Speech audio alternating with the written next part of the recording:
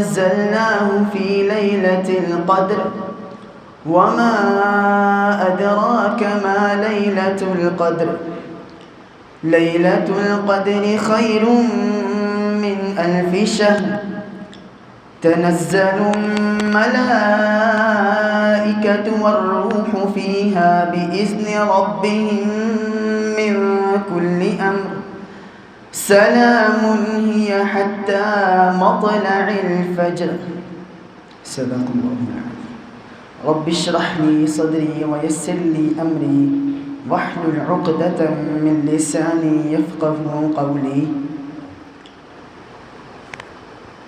بے شک ہم نے قرآن کو لیلۃ القدر یعنی عزت اور خیر و برکت والی رات میں نازل کیا. اور آپ کو کیا معلوم کہ لیلۃ القدر کیا ہے؟ لیلۃ القدر وہ رات ہے جو 1000 مہینوں سے بہتر ہے. اس رات میں فرشتوں کا اور بالخصوص جبریل علیہ السلام اپنے رب کے حکم سے ہر حکم لے کر اترتے ہیں. وہ رات سلامتی والی ہوتی ہے طلوع فجر تک. سورۃ القدر یہ قرآن مجید کے 30ویں سپارے میں موجود ہے.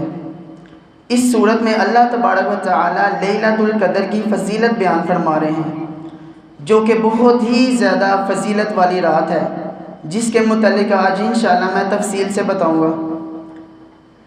لیلۃ القدر بہت ہی زیادہ فضیلت والی رات ہے. اس قدر والی رات میں قرآن مجید کا نزول ہوا یعنی مکمل قرآن مجید لوح محفوظ سے آسمان دنیا پر نازل کیا گیا جو کہ 23 سالوں میں محمد صلی اللہ علیہ وآلہ وسلم پر نازل کیا گیا. لیلۃ القدر بہت ہی زیادہ فضیلت والی رات ہے. اس کی قدر کی تفصیل اللہ تعالیٰ نے 1000 مہینوں سے بیان فرمائی یعنی یہ رات 1000 مہینوں سے بہتر ہے. یعنی عام رات کی بنسبت اس رات کو کی گئی عبادت کا ثواب 1000 مہینوں کے برابر ملتا ہے. صرف ایک رات کی عبادت کا ثواب.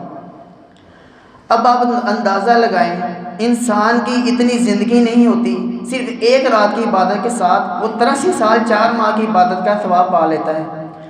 نبی کریم صلی اللہ علیہ وسلم نے فرمایا میری امت کی عمر 60 سے 70 سال کے درمیان ہوگی, کم ہوگی جو اس سے اوپر جائیں گے. لیکن اگر انسان اس لیلۃ القدر والی رات کو اپنی زندگی میں صرف 12 دفعہ پا لیتا ہے اپنی عمر میں تو اسے 1000 سال کی عبادت کا ثواب عطا فرمائیں گے. یہ اس قدر فضیلت والی رات ہے. اسی رات میں فرشتوں کا اور بالخصوص جبریل علیہ السلام کا نزول ہوتا ہے ان کاموں کو سر انجام دینے کے لیے جن کاموں کا فیصلہ اللہ تبارک و تعالیٰ اس سال کے لیے کرتا ہے. یہ مکمل رات امن اور سلامتی والی رات ہوتی ہے. طلوع فجر تک بندہ مومن اللہ تعالیٰ کی خالص عبادت کر سکتا ہے شیطان کے شر سے محفوظ ہو کر, کیونکہ رمضان کے مہینے میں شیاطین کو زنجیروں میں جکڑ دیا جاتا ہے. تو اس لحاظ سے بندہ مومن اللہ تعالیٰ کی خالص عبادت کر سکتا ہے.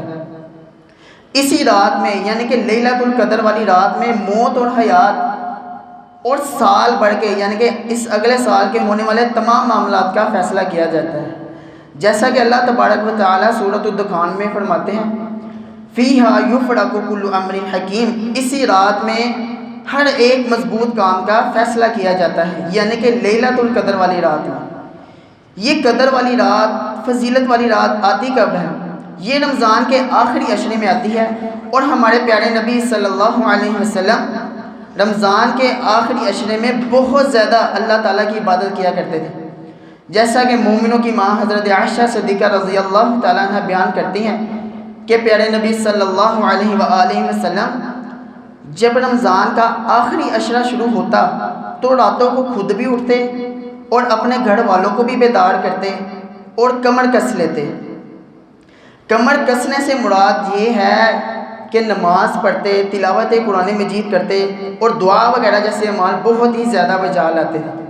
بعض لوگ سوال کرتے ہیں کہ لیلۃ القدر والی رات میں کون سے کام کرنے چاہیے؟ تو سمپل سی بات ہے, اس رات میں اللہ نے آپ کو جتنی طاقت دی ہے نوافل وغیرہ کا اہتمام کریں, تلاوت قرآن مجید کریں, ذکر و اذکار کریں, سبحان اللہ, الحمدللہ, اللہ اکبر, افضل ذکر لا الہ الا اللہ, اللہ تعالیٰ سے بخشش کی دعا کریں, ان چیزوں کا اہتمام کریں. نبی کریم صلی اللہ علیہ وسلم نے فرمایا کہ جو شخص لیلۃ القدر میں قیام کرتا ہے تو اللہ تبارک و تعالیٰ اس کے زندگی کے پچھلے تمام گناہ بھی اللہ تعالیٰ اپنی رحمت کے ساتھ معاف فرما دیتا ہے۔ اس قدر یہ فضیلت والی رات ہے۔ ایک طرف 83 سال 4 ماہ کی عبادت کا ثواب بھی ملنا، اور دوسری طرف زندگی کے تمام گناہ بھی اللہ تعالیٰ اپنی رحمت کے ساتھ معاف فرما دیتا ہے۔ لیکن ہم اس رات کو فضول مشغولیات میں لگ جاتے ہیں، ہم اس رات کو اہمیت نہیں دیتے، بازاروں میں نکل جاتے ہیں یا ہم اپنے بستروں پر جا کے سو جاتے ہیں۔ اعتکاف میں بیٹھے ہوئے لوگ اپنے خیموں میں جا کر سو جاتے ہیں، اس رات کو ترجیح نہیں دیتے، یہ غلط ہے۔ ہمیں اس رات کو ترجیح دینا چاہیے۔ اور ایک اور بات، ہماری مسجدوں میں یہ بھی ایک ٹرینڈ چل چکا ہے کہ عالم کو بلا کر گھنٹہ گھنٹہ تک کی جو ہے نا تقریر کروائی جاتی ہے، حالانکہ نبی کریم صلی اللہ علیہ وآلہ وسلم سے یہی ثابت ہے کہ آپ نے لیلۃ القدر میں قیام کیا، نہ کہ دروس کا اہتمام کیا۔ حالانکہ یہ کام ٹھیک ہے، لیکن بعض علماء کرام اس کو کہتے ہیں یہ غلط ہے۔ تو ہمیں لیلۃ القدر میں اللہ کی عبادت کرنی چاہیے، قیام کرنی چاہیے، نوافل وغیرہ کا اہتمام کرنا چاہیے۔ تو میرے بھائیوں، ہمیں لیلۃ القدر کو غنیمت جاننا چاہیے، اس رات میں اللہ تعالیٰ کی عبادت والے کام میں جا لانے چاہیے، اس رات سے محروم نہیں رہنا چاہیے۔ پیارے نبی صلی اللہ علیہ وآلہ وسلم نے فرمایا کہ تمہارے اوپر ایک مہینہ آنے والا ہے، وہ ہے رمضان کا مہینہ، اس میں ایک رات ایسی ہے جو 1000 مہینوں سے بہتر ہے۔ جو شخص اس رات سے محروم رہ گیا گویا وہ ہر بھلائی سے محروم رہ گیا۔ تو میرے بھائیوں، ہمیں اس رات سے محروم نہیں رہنا، نہیں تو ہم ہر طرح کی بھلائی سے محروم رہ جائیں گے۔ یہ تو ہے لیلۃ القدر کے فضائل۔ اب سوال یہ پیدا ہوتا ہے، یہ فضیلت والی غنیمت والی رات کون سی رات میں آتی ہے؟ لیلۃ القدر فضیلت والی رات رمضان کے آخری عشرے کی 5 طاق راتوں میں سے ایک رات میں لیلۃ القدر آتی ہے، اور یہ رات تبدیل بھی ہوتی رہتی ہے۔ جیسا کہ مومنوں کی ماں حضرت عائشہ صدیقہ رضی اللہ تعالیٰ عنہ آپ صلی اللہ علیہ وآلہ وسلم سے سوال کرتی ہیں کہ میں لیلۃ القدر کو کس رات میں تلاش کروں؟ آپ نے فرمایا تم لیلۃ القدر کو رمضان کے آخری عشرے کی 5 طاق راتوں میں تلاش کرو۔ وہ 5 طاق راتیں کون سی ہیں؟ 21ویں، 23ویں، 25ویں، 27ویں اور 29ویں۔ یہ 5 طاق راتوں میں لیلۃ القدر آتی ہے، اور یہ رات تبدیل بھی ہوتی رہتی ہے، کبھی 21ویں میں، کبھی 23ویں میں، اور کبھی 25ویں میں، کبھی 27ویں میں، اور کبھی 29ویں میں۔ اس کا پکا علم کسی کو بھی نہیں ہے یہ کہ کس رات میں آتی ہے سوائے اللہ تعالیٰ کے۔ اس کا علم نبی کریم صلی اللہ علیہ وآلہ وسلم کو دیا گیا تھا، جیسا کہ حدیث میں آتا ہے پیارے نبی صلی اللہ علیہ وآلہ وسلم اپنے ہجرے سے نکلے لوگوں کو لیلۃ القدر بتلانے کے لیے۔ اتنے میں 2 شخص آپس میں لڑ پڑے۔ آپ نے فرمایا میں تو تمہیں لیلۃ القدر بتلانے کے لیے آیا تھا، لیکن اب وہ بات اللہ تعالیٰ نے میرے ذہن سے اٹھا لی، لہٰذا اب تم لیلۃ القدر کو رمضان کے آخری عشرے کی 5 طاق راتوں میں تلاش کرو۔ تو لہٰذا ہمیں 5 طاق راتوں میں ہی لیلۃ القدر کو تلاش کرنا ہے، اس فضیلت والی رات کو۔ بعض روایات میں 27ویں کے متعلق دلیل ملتی ہے، جیسا کہ ابی بن کعب رضی اللہ تعالیٰ عنہ اللہ تعالیٰ کی قسم کھا کر بیان کرتے ہیں، اور انشاءاللہ نہیں کہتے تھے، یعنی کہ ان کو اپنی قسم پر بہت یقین تھا۔ وہ فرماتے ہیں، وہ بیان کرتے ہیں کہ نبی کریم صلی اللہ علیہ وسلم نے جس رات کو ہمیں عبادت کرنے کا کہا، جاگنے کا کہا، اس کی صبح کو 27 تاریخ ہے۔ بعض لوگ اس حدیث کو مد نظر رکھتے ہوئے 27ویں کا خصوصی اہتمام کرتے ہیں، لیکن یہ غلط ہے۔ اس سے پہلے جو میں نے بھی آپ کو حدیث بیان کی، جو امام بخاری رحمہ اللہ نے اپنی کتاب صحیح بخاری میں باب باندھا ہے، جس میں مومنوں کی ماں نے جب آپ سے سوال کیا تو آپ نے فرمایا 5 طاق راتوں میں تلاش کرو۔ تو ہمیں 5 طاق راتوں میں ہی لیلۃ القدر کو تلاش کرنا ہے، نہ کہ ایک حدیث کو مد نظر رکھتے ہوئے 27ویں رات کا خصوصی اہتمام کرنا ہے۔ نہیں، ہمیں 5 طاق راتوں میں ہی لیلۃ القدر کو تلاش کرنا ہے۔ بعض علماء کرام کہتے ہیں کہ اگر نبی کریم صلی اللہ علیہ وسلم نے ابی بن کعب رضی اللہ تعالیٰ عنہ کو 27ویں رات کے متعلق کہا تو نبی کریم صلی اللہ علیہ وسلم کو کچھ نشانیاں موصول ہوئی ہوں گی، جس کی بنا پر انہوں نے کہا کہ یہی رات لیلۃ القدر والی رات ہے، کیونکہ پیارے نبی صلی اللہ علیہ وسلم نے لیلۃ القدر کی کچھ نشانیاں بتائی ہیں، جس کی بنا پر آپ یہ کہہ سکتے ہیں کہ یہی رات لیلۃ القدر والی رات ہے۔ احادیث سے 3 نشانیاں ملتی ہیں بہت اہم، جس کی بنا پر آپ یہ کہہ سکتے ہیں کہ یہی رات لیلۃ القدر والی رات ہے۔ اس میں سے جو سب سے پہلی نشانی ہے، حضرت ابو ہریرہ رضی اللہ تعالیٰ عنہ آپ صلی اللہ علیہ وآلہ وسلم سے سوال کرتے ہیں کہ اے اللہ کے رسول صلی اللہ علیہ وسلم، میں لیلۃ القدر کو کس رات میں تلاش کروں؟ آپ نے فرمایا لیلۃ القدر کو تم اس رات میں تلاش کرو جس رات کو چاند پیالے کی مانند ہو، یعنی کہ پیالہ اس شیپ میں ہوتا ہے۔ اگر چاند اس شیپ میں ہو، پیالے کی مانند ہو، تو وہی رات لیلۃ القدر کی ہو سکتی ہے، کیونکہ پیارے نبی صلی اللہ علیہ وآلہ وسلم نے فرمایا، یہ صحیح مسلم کی روایت ہے۔ یہ پہلی نشانی ہے۔ دوسری نشانی کیا بتائی آپ صلی اللہ علیہ وسلم نے فرمایا کہ لیلۃ القدر کی جو دوسری نشانی ہے، اس کی صبح کو جب سورج نکلتا ہے اس کی شعاعیں نہیں ہوتی، یعنی کہ اگر آپ سورج کے آگے کھڑے ہوں تو آپ کا سایہ نہیں بنے گا، یعنی کہ اس کی کرنیں نہیں ہوں گی۔ تو یہ دوسری نشانی ہے۔ پہلی نشانی یہ ہے کہ چاند پیالے کی مانند ہوگا، دوسری نشانی یہ ہے کہ اس کی صبح کو، یعنی کہ رات گزارنے کی جو صبح آئے گی، اس کا جو سورج نکلے گا نا، اس کی شعاعیں نہیں ہوں گی۔ یہ دوسری نشانی، دو نشانی ہیں۔